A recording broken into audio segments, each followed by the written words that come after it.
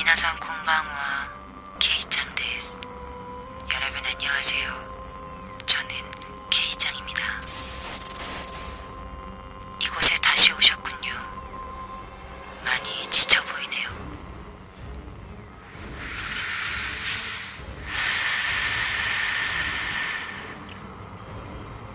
숨을 고르게 쉬어보세요. 점차 차분해지실 겁니다. 이제부터 제 목소리에만 집중하세요. 제 이야기를 따라 걷다 보면 당신의 힘든 짐들을 하나, 둘 내려놓게 될 겁니다.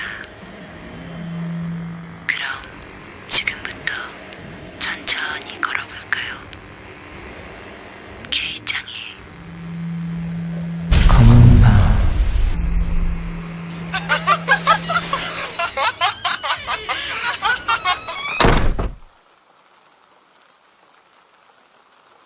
첫 번째 사연입니다. 이 사연은 당알라님께서 보내주신 사연입니다.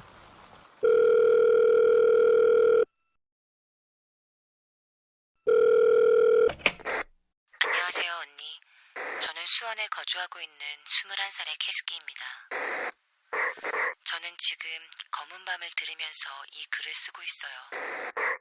제가 지금부터 할 이야기는 실화입니다. 제가 초등학교 6학년인가 중학교 1학년 때쯤 겪은 이야기입니다. 저에게는 4명의 이모와 1명의 삼촌이 있어요. 저희 엄마의 친척들하고는 정말 친한 사이입니다. 같이 목욕을 해도 아무렇지 않을 정도로 친해요. 이번 일은 셋째 이모 집에서 일어난 일입니다. 그날 이모 집에는 저와 사촌 언니, 사촌 동생 2명, 이모, 이모부 이렇게 있었습니다. 저와 사촌 언니, 사촌 동생 2명은 동생 방에 있었고 이모와 이모부는 거실에서 TV를 보고 있었습니다. 저희는 동생 방에서 춤도 추고 노래도 부르고 이것저것 하다가 갑자기 누구인지 기억은 안 나는데 우리 분신사바 해볼래? 라고 제안을 했습니다. 저희는 동의를 하고 분신사바를 하는 방법을 검색해 보았습니다. 저희는 인터넷에 나오는 대로 책상 위에 종이를 올리고 빨간 펜으로 반을 그었어요. 그리고 그 종이 위에 OX를 그리고 불을 껐죠. 촛불이 없어 동생 침대 위에 저의 휴대폰 손전등을 켜서 은은한 불빛처럼 만들었고 마음의 준비를 했습니다. 저희는 떨리는 마음에 하지 말까? 그냥 하자. 그래도 좀 무서운데. 괜찮을 거야. 이렇게 몇 번 이야기를 하다가 펜은 누가 잡을까로 이야기를 바꿨습니다. 가위바위보로 정해 언니와 둘째 동생이 잡기로 했어요. 저희는 떨리는 마음으로 같이 분신사바, 분신사바, 오이데 구다사이. 분신사바, 분신사바, 오이데 구다사이. 오셨나요? 라고 하니까 볼펜을 잡은 언니와 동생의 손이 동그라미 쪽으로 가는 것을 제 눈으로 보았습니다. 와, 소름이 끼치면서 심장이 터질 것 같았습니다. 질문을 할 차례. 제가 먼저 시작을 해서 셋째 동생, 그리고 언니, 그리고 둘째 동생 이렇게 시계 방향으로 돌기로 했던 것 같습니다. 한 명씩 질문을 하고 그때마다 움직이는 것을 보고 심장이 터질 것 같았습니다. 한 번씩 질문을 하고 야, 우리 이제 하지 말자. 무서워. 저희는 너무 무서워서 이제 끝내려고 할 때 언니가 이렇게 질문했습니다. 저희 이제 끝내도 될까요? 라고 하니까 볼펜은 X자로 갔습니다. 저희는 너무 놀랍고 무서워서 어떡해 이러고 있는데 제가 중간에 손을 놓으면 절대 안 된다는 걸 알고 있었기 때문에 저희는 침착하게 생각을 좀 해보고 정중하게 한 번 더 물었습니다. 저희 이제 끝내도 될까요? 그랬더니 그제서야 천천히 동그라미 쪽으로 이동했습니다. 언니와 둘째 동생은 3초 후에 손을 뗐고 저희는 오 진짜 소름 끼친다 뭐야? 라면서 막 난리법석을 떨었습니다. 저는 언니랑 둘째 동생한테 뭐야 둘이 짜고 움직인 거 아니야? 라고 했는데 언니랑 둘째 동생은 아니라면서 야 진짜 아니야 진짜 우리도 소름 끼쳐 라고 하는 거예요. 그 이후로 저희는 뭔가 찝찝한 기분에 이제 치우자 라고 하면서 정리를 하고 일어나려는데 갑자기 동생 침대에서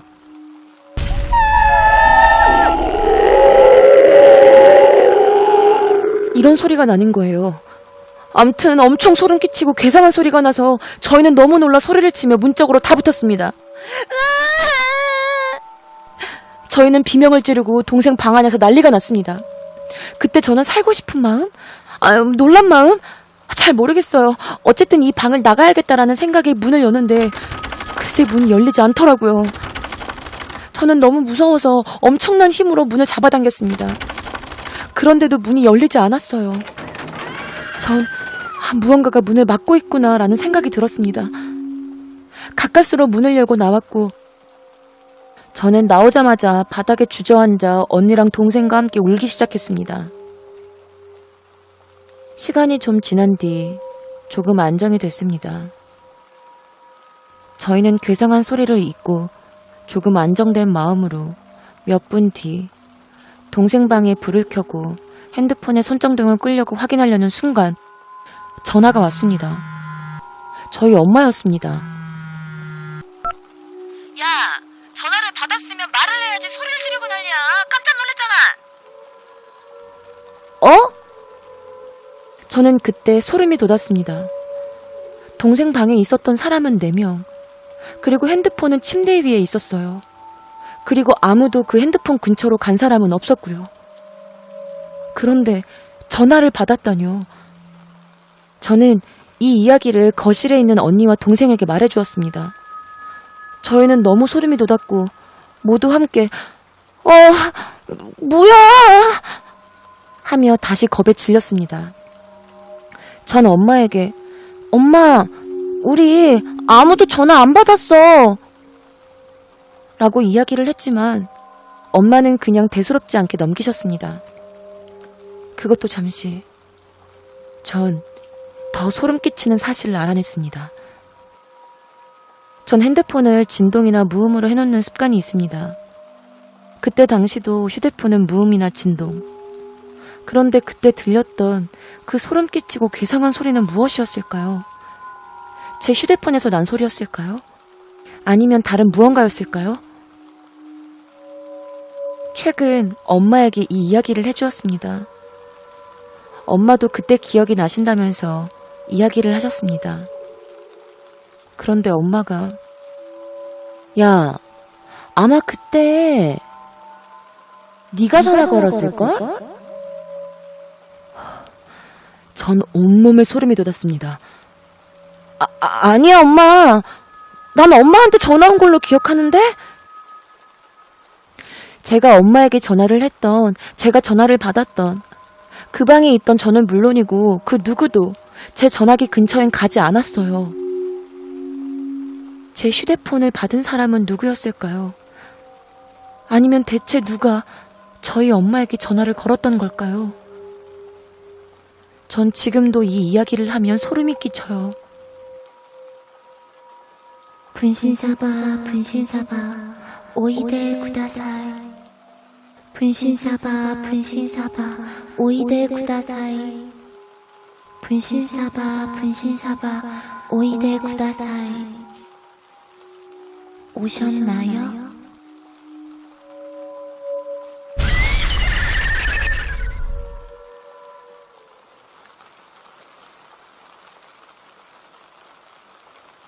두 번째 사연입니다. 이 사연은 박민지님께서 보내주신 사연입니다.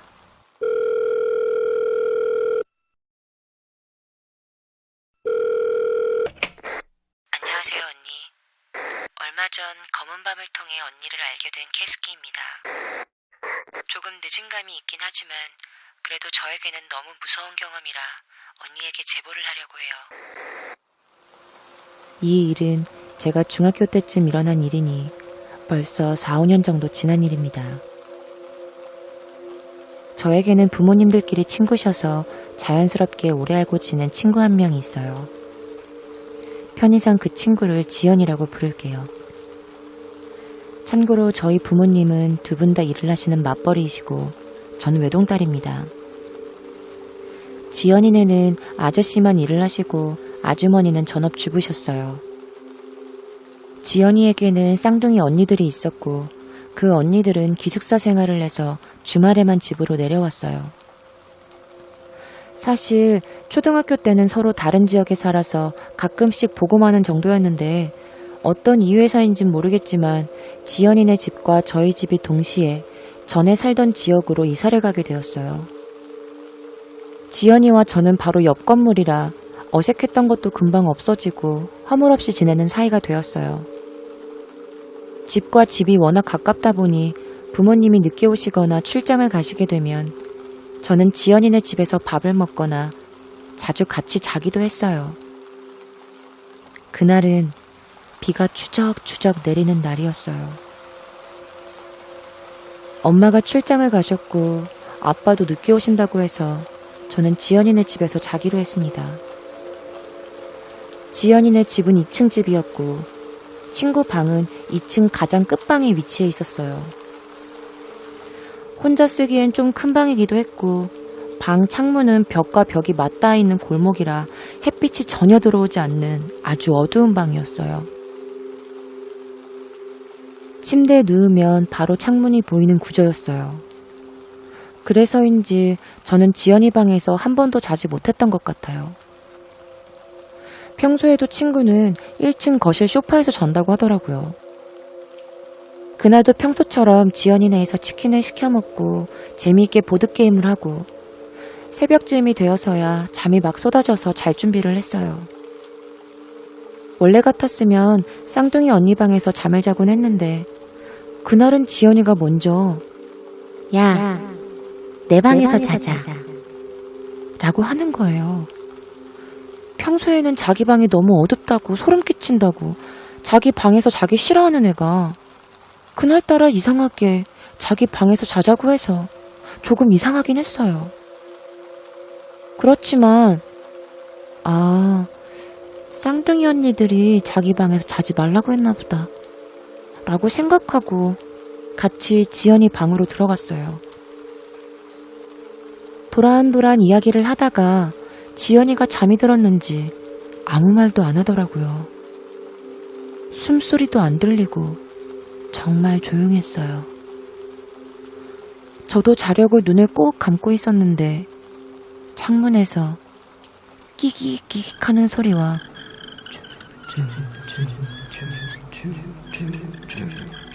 이런 소리가 뭔가 듣기 거북한 소리가 났어요. 이 새벽에 무슨 소리지? 하고 일어나서 둘러봤는데 갑자기 소리가 안 들려서 잘못 들었나 보다 하고 다시 누웠죠. 근데 창문 쪽에서 아까 들렸던 소리가 계속해서 끼기끼기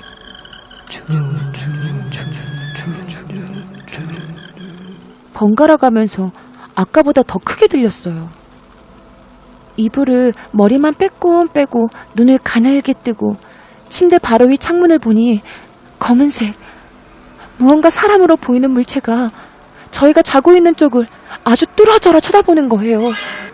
너무 무서워서 옆에서 자는 지연이를 흔들어 깨웠는데 꼼짝도 안 하더라고요. 할 수 없이 이불을 머리 끝까지 뒤집어 쓰고 어떻게 잠이 들었는지 깨어보니까 아침이었어요.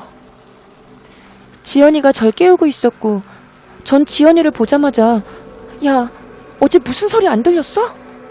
하고 보니까 친구는 되려 야, 너 왜 여기서 잤어? 라고 물어보더라고요. 저는 정색을 하고 야, 네가 여기서 자자고 했잖아 라고 말했더니 친구는 알 수 없다는 표정을 지어 보였어요. 소름이 쫙 끼쳐서 친구를 데리고 2층 방에서 내려와 1층 거실로 내려왔어요. 그랬더니 지연이는 이렇게 말하는 거예요. 야, 네가 어제 새벽에 뭔가 홀린 듯이 방으로 혼자 갔어. 그래서 깨우려고 같이 들어갔는데 네가 입을 머리끝까지 쓰고 움직이지도 않았잖아 라고 하는 거예요. 지연이는 아무래도 뭔가 좀 무서웠는지 언니들 방에서 잤고 아침이 되고 제가 계속 일어나지 않자 깨우러 왔다고 하더군요. 제 상황을 설명하자 지연이는 금방이라도 울 것 같은 표정을 지었어요. 그 일이 있수는 몇 달 뒤 저희는 각자 다른 지역으로 이사를 가게 되었어요. 이사를 가기 전까지 지연이는 절대 혼자서 방에 들어가려고 하지 않았다고 해요. 지연이와는 아직도 연락을 하고 있고 그 일을 생각하면 지금도 소름이 끼쳐요. 그때 창문 밖으로 보였던 물체는 뭐였을까요? 아니, 저와 함께 들어온 친구는 누구였을까요? 그리고 추추추 라고 했던 그 소리는 무슨 뜻이었을까요? 언니에겐 그닥 무섭지 않을 수도 있지만 제 인생에서 제일 무섭고 가장 소름 끼치는 경험이었어요. 민지씨, 혹시 그 추추라는 소리, 이런 소리가 아니었을까요?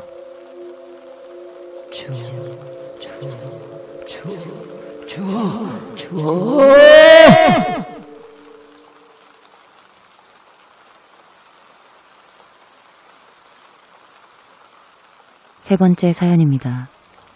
이 사연은 이희뚜님께서 보내주신 사연입니다.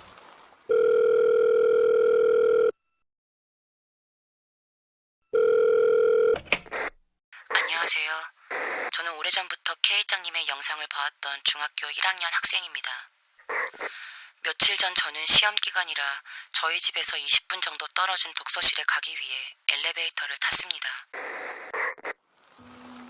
저희 집은 50층까지 있는 아파트였고 저는 48층에 살고 있어 엘리베이터 없이는 내려가기 힘들었습니다. 그때 저와 저희 옆집에 사시는 분이 엘리베이터에 타셨습니다. 저는 상가에 있는 편의점에 들려서 가기 위해 3층을 눌렀고 같이 타신 분은 1층을 누르셨습니다. 이제 엘리베이터가 내려가기 시작했습니다. 그런데 47층, 46층, 45층 이렇게 엘리베이터가 계속 층층이 서는 거예요. 더 소름 돋는 것은 설 때마다 문이 열리면 아무도 없었다는 겁니다. 저는 그렇게 엘리베이터가 층층이 서던 중 30층에 가까워졌을 때 휴대폰으로 전화를 해보려고 시도를 했습니다. 그런데 이상한 게 있었어요. 원래는 30층부터는 발신이 잘 돼야 되는데 신호가 안 잡힌다고 뜨는 거예요.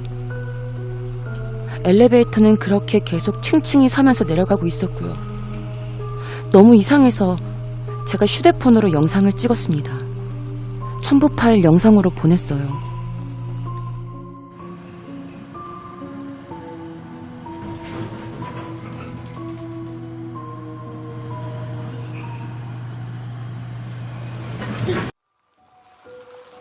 그렇게 촬영을 하고 있는데 엘리베이터 문이 열렸습니다. 그런데 갑자기 핸드폰이 지지직거리면서 제가 보내드린 영상처럼 뭔가 회색 점들이 나타나고 두 번째 문이 열렸을 때는 분명 배터리가 80%였었던 핸드폰이 꺼져버렸습니다. 엘리베이터의 숫자를 보니 아직도 26층이었습니다. 너무 무서운 나머지 같이 타신 분과 저는 함께 내려서 옆에 엘리베이터로 갈아탔습니다. 나중에 경비실에 가서 알려드리고 CCTV를 확인했더니 글쎄 40층쯤에 한 번도 보지 못했던 6살에서 7살 정도로 보이는 아이가 탔습니다. 하지만 그때는 저랑 같이 탔었던 다른 분들 중 한 명이 내리시기만 했었지 누군가가 탄 적은 없습니다. 대체 왜 엘리베이터를 누르는 사람도 없었는데 층층이 섰을까요? 그리고 CCTV에 찍힌 그 아이는 무엇이었을까요? 아직도 너무 무섭네요.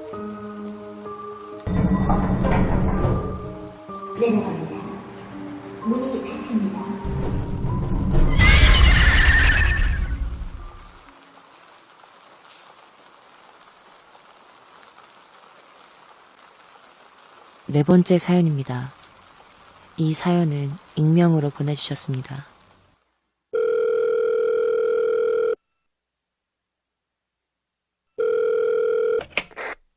언니 영상을 계속 보고 있다가 갑자기 생각나는 무서운 이야기가 있어서 제보해 봅니다.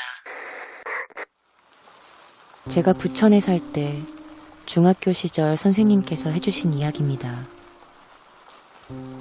여중생 A와 B가 있었대요. 학원에서 제일 친했고 단짝이었다고 합니다. 둘이 서로 학원 끝나면 같이 밥 먹고 집에도 같이 가고 학원에서도 둘이 놀고 정말 친했었대요. 그러던 어느 날 A가 B한테 우리 집에 놀러 올래? 라고 말을 했고 B는 당연히 그래 라면서 답을 했대요. 그렇게 둘이 학원이 끝나고 A 집에 가는 도중 A가 갑자기 야, 다이소 가자. 엄마가 칼 사오라고 심부름 시켰어. 라고 해서 같이 다이소에 가서 A는 칼을 샀고 B랑 같이 집에 갔대요. A가 문을 열어주고 B가 현관에 발을 내밀자 둔탁한 소리와 함께 B가 쓰러졌다고 합니다. 시간이 얼마나 지났을까? B가 머리가 너무 어지러워 눈을 살짝 떠보니 옆에서 사각 하는 소리가 들리더래요. 그러니까 뭔가를 자르는데 입으로 사각 이렇게 말하는 소리요. 그래서 흘낏 옆을 보니 A가 가위로 B의 귀를 사각 자르고 있었어요. 그러면서 입으로는 사각 이러고 있었대요. B는 아픈 것보단 너무 놀라서 어떻게 해야 되지? 라는 생각을 하다가 A와 눈이 마주친 거예요. A는 그런 B를 보고 재미있단 듯이 웃으면서 아까 샀던 칼을 들고 와서 B의 몸을 몇 번이나 찌르고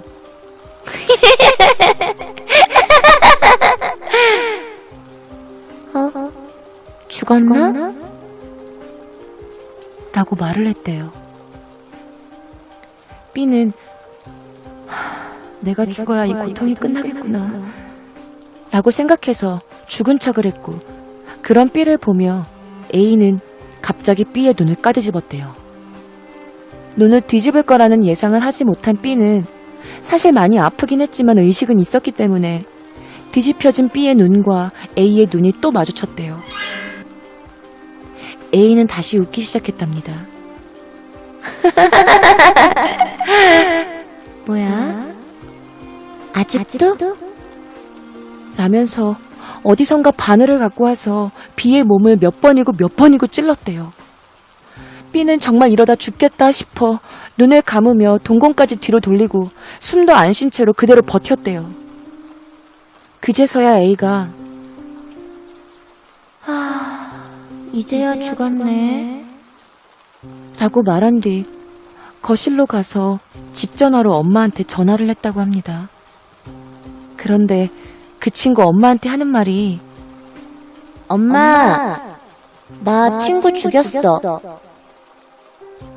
그렇게 몇 분 뒤에 구급차와 경찰차가 왔다고 합니다. 결국 A는 법정 앞에 섰지만 미성년자라는 이유로 징계 정도로만 끝나고 B는 병원에서 치료를 받고 정신병원에서 상담을 하면서 지낸대요. 그렇게 몇 년 후 둘 다 성인이 됐지만 A는 대학에 가고 친구와 잘 지내고 있는 반면 B는 아직도 정신병원에서 상담과 치료를 받고 있다고 합니다. 언니, 이 이야기 진짜 저희 중학교 때 선생님이 말씀해 주셨는데 2000년대 초반에 부천에서 일어난 실제 사건이래요. 기사랑 뉴스까지 떴다고 말씀하셨었어요. 제가 기사를 직접 찾아보진 않았지만 만약 픽션이라면 다행인데 이게 정말 실화라면 정말 무섭지 않아요? 미성년자라는 이유만으로 선처해주고 가해자는 대학에서 친구들과 잘 놀고 있다니. 그 가해자 A라는 사람 똑같은 일을 저지르면 어떡하죠? 우리 집에 놀러 올래?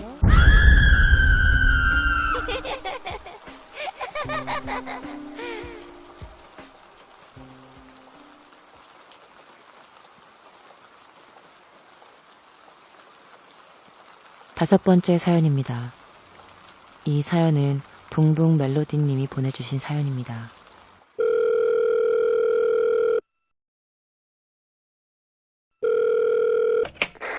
안녕하세요, 언니. 저는 한국에서 영화일을 하고 있는 구독자입니다. 언니 방송을 보고 듣다 보니 검은 밤에 보낼 사연이 하나 생각나서 이렇게 보냅니다. 제가 처음 귀신을 접한 곳은 이제 곧 없어질 남양주 종합촬영소였어요.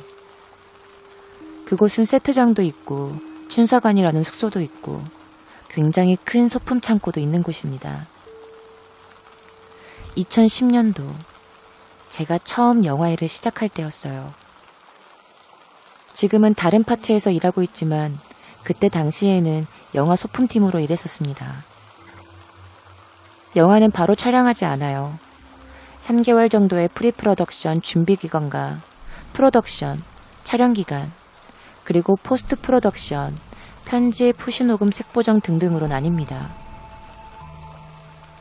제가 만난 첫 귀신은 바로 프리프로덕션 때였어요. 첫 직장에 다니게 되고 제가 그렇게도 원하는 영화일을 한다니 너무 행복했던 저는 절대 실수하지 말아야지 하면서도 늘 실수했었습니다.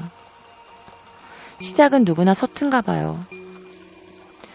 그래서 그런지 저는 늘 주눅 들어 있었고 혹시나 쫓겨날까봐 늘 두려워했었습니다. 왜 그렇게 두려워했는지 저도 잘 모르겠어요. 아마 좋아하는 일을 더 이상 하지 못하게 되면 어쩌나 하는 막연한 불안감 때문이겠죠. 어찌되었든 늘 실수투성이었던 저는 촬영 들어가기 전 영화 내부 집 세팅을 위하여 소품 팀장님, 제 위에 있는 소품 팀원 언니와 오빠, 그리고 막내와 저, 이렇게 4명이서 소품을 빼러 갔었습니다. 그래서 각자 파트를 맡게 되었는데 저는 그때 책을 빼러 가게 되었습니다. 그래서 책장에서 열심히 책을 빼내어 소품 바구니에 넣고 있는데 반대편에서 누군가의 손이 제 위로 툭 하고 올려진 게 아니겠어요? 그래서 저는 막내 본능으로 죄송합니다! 하고 외쳤어요. 그런데 이 책장 반대편은 막혀 있었습니다. 저는 너무 놀랐지만 아랑곳하지 않고 헛거를 본 거다 하면서 그렇게 스스로 최면을 걸었습니다. 실은 그것도 그럴 게 매일 수원에서 경복궁역으로 아침 9시까지 출근해서 밤 11시쯤이 돼야 퇴근했거든요. 그래서 전 제가 너무 피곤해서 헛것을 본 거라고 생각했죠. 그리고 아무렇지 않게 다시 일했습니다. 그러나 전 제가 본 게 헛것이 아니라는 걸 알게 되었어요. 그 영화가 제 기억으론 5월 말쯤 촬영이 들어갔었어요. 그러다가 한 7월쯤인가? 그때 남양주 촬영소 세트장에서 촬영을 했었습니다. 정말 그때 저 막내라고 사람들이 어찌나 놀리는지 어디 화장실은 어떤 배우가 귀신을 본 데다부터 시작해서 저기 세트장 어디서는 누가 귀신을 봤다더라 하면서 절 엄청 놀려댔습니다. 그래서 전 그때 제가 본 게 헛것이 아닐 수도 있겠다라는 생각이 들었어요. 어쨌든 지금은 표준 계약이니 뭐니 해서 하루에 12시간 이상 일을 하면 큰일 나지만 그때 당시만 해도 표준 계약이 없었기 때문에 근로기준 시간이 제대로 없었습니다. 그래서 저희 영화 스텝은 아침 7시쯤 촬영이 끝난 후 누구 방에서 한잔 하자, 아니다 피곤하다 그냥 자겠다 등등 서로 화기애애하게 이야기하며 춘사관으로 걸어가고 있었습니다. 춘사관 프런트에서 열쇠를 받고 2층 계단으로 올라가려는데 그때 미술팀 언니가 계단에 쪼그려 앉아서 저와 소품팀 언니를 보고 있더라고요. 그러더니 갑자기 막 뛰어가는 거예요. 그래서 저와 소품팀 언니는 미술팀 언니가 장난치나 보다 하면서 뛰어 올라갔죠.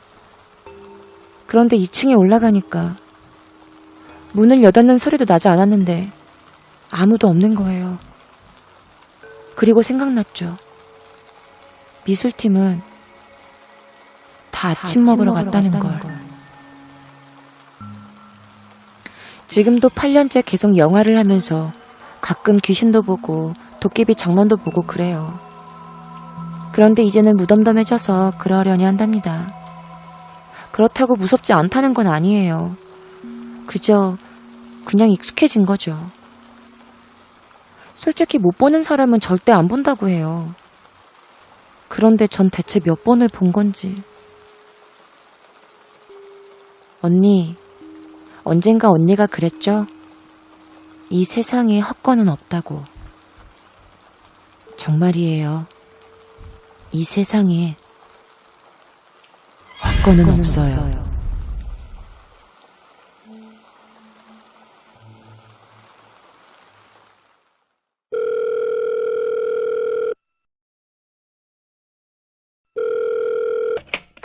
이제 조금 진정이 되셨나요? 꿈속에서 검은 밤을 헤매이시는 분들도 계실 거고 아직 잠 못 드는 그대들도 있겠죠? 괜찮아요. 저 대신 보낸 그 아이가 당신의 눈꺼풀을 무겁게 해줄 겁니다.